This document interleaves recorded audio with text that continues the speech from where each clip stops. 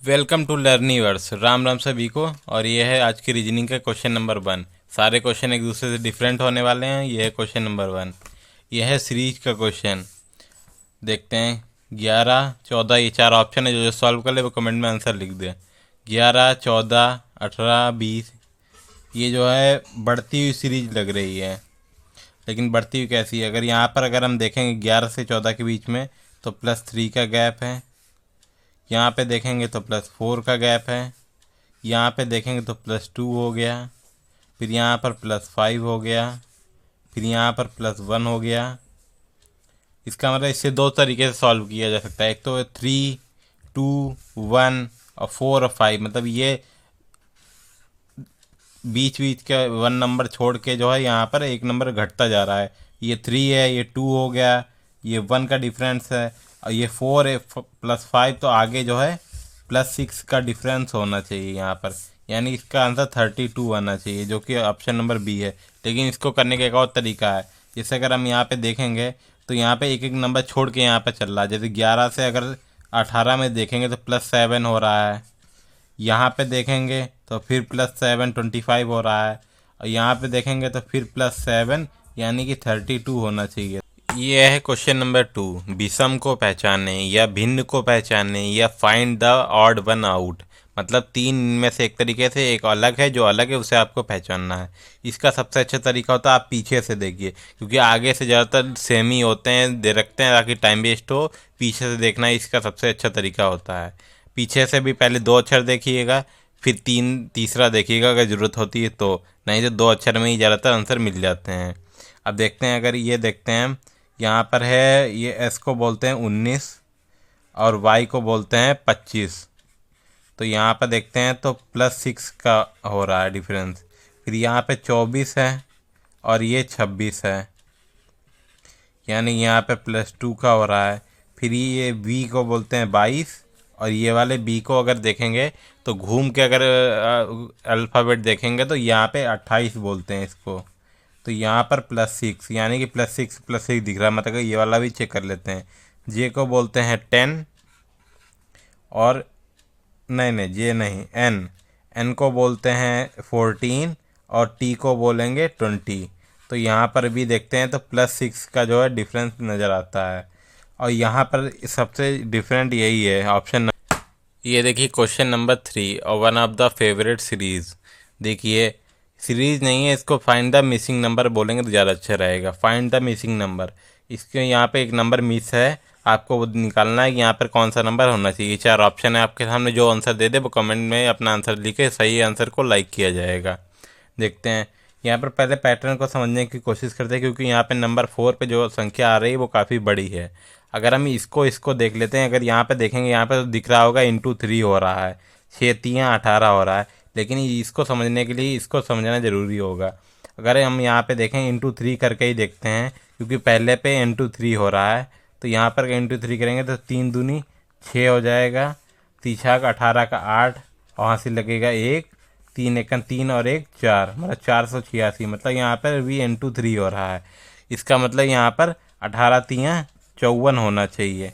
54 option number B सही है। देखिए आपको कंफ्यूज करने के लिए कैसे ऑप्शन सेम सेम से लिखे रहते हैं, इसलिए हमेशा से एक पैटर्न को अगर दिख रहा है तो उसे देख के आंसर नहीं लगाना है, बल्कि दूसरा भी देख लेना है आगे का। अगर आगे का देखेंगे तो आपको क्लियरिटी होगी और क्वेश्चन ज़्यादा कर सही करने की ज़्यादातर चांसेस हो जाते हैं। ये क्वेश्चन नंबर 4। और देखिए ये आई होप इस क्वेश्चन का आप लोग आंसर तो जरूर कर ही पाएंगे, क्योंकि ये क्वेश्चन थोड़ा सा इजी रखा है मैंने। सारे क्वेश्चन गवर्नमेंट एग्ज़ाम को देखते हुए बनाए गए हैं। मैंने खुद एग्ज़ाम दिया है, उसी की बेसिस पे मैंने ये क्वेश्चन बनाता हूँ। इस टाइप का क्वेश्चन आया हुआ है पेपर में एसएससी के, इसीलिए मैंने इस टाइप का क्वेश्चन लेके आया है। इसमें अगर आप थ्योरी पढ़ेंगे तो आपका वैसे ही टाइम वेस्ट हो जाएगा। लेकिन आपको मैंने सीधे सीधे क्वेश्चन लिखा, मैंने इसे पढ़ देता हूँ। हिंदी में पढ़ देता हूँ या इंग्लिश में, चलिए इंग्लिश में पढ़ देता हूँ। 11 इज़ रिलेटेड टू 46 में अगर 11 जो है 46 से रिलेटेड है और 19 जो है 78 से रिलेटेड है, तब 14 किससे रिलेटेड होगा? ये देखिए आपके चार ऑप्शन है, 80, 60, 58, 56। आप बताइए कमेंट सेक्शन में इसका आंसर क्या होना है। बाकी हम देखते हैं। देखिए 46 से रिलेटेड होने के लिए और इससे रिलेटेड होने के लिए अपने को एक पैटर्न जानने की जरूरत है, जो इन दोनों में ही सेम होना चाहिए, तभी इसमें वो पैटर्न लगेगा। अब देखिए 11 चौक 44 होता है, जैसे अगर हम करके देख लेते हैं तो 11 चौक 44, 44 में अगर हम 2 जोड़ेंगे तो 46 हो जाएगा। उसी तरीके से अगर 19 को देखेंगे, 19 चक्कू 76 और प्लस 2 जोड़ेंगे तो 78 हो जाएगा। अब इनमें से किसके साथ ये बैठेगा, 14 गुणे 4, 14 चक्कू होता है 56, इसका मतलब 56 आंसर नहीं होगा। अगर आप 56 ले आंसर लगाएंगे तो आपका वैसे ही गलत हो जाएगा और एक नंबर और कट जाएगा एग्ज़ाम में। लेकिन आपको पूरा पैटर्न फॉलो करना है, 56 + 2 = 58 इसका आंसर होना चाहिए। और मेरा जहाँ तक ध्यान है, आपको ये दोनों ही आंसर पेपर में दिखने को मिलेंगे, क्योंकि पेपर में हमेशा कन्फ्यूजन करने के लिए होता है ताकि बच्चे का क्वेश्चन गलत हो। इसलिए इसका आंसर होगा 58 ना कि 56। ये है क्वेश्चन नंबर 5। देखने में इजी है लेकिन बहुत ही ट्रिकी। इसका जिसने भी आंसर का जवाब दे दिया, इसका मतलब आपकी तैयारी बिल्कुल सही दिशा में जा रही है। इस टाइप का क्वेश्चन मेरे एग्ज़ाम में आया था, इसलिए मैंने इस टाइप का क्वेश्चन ज़रूर इसमें रखता हूँ पेपर में।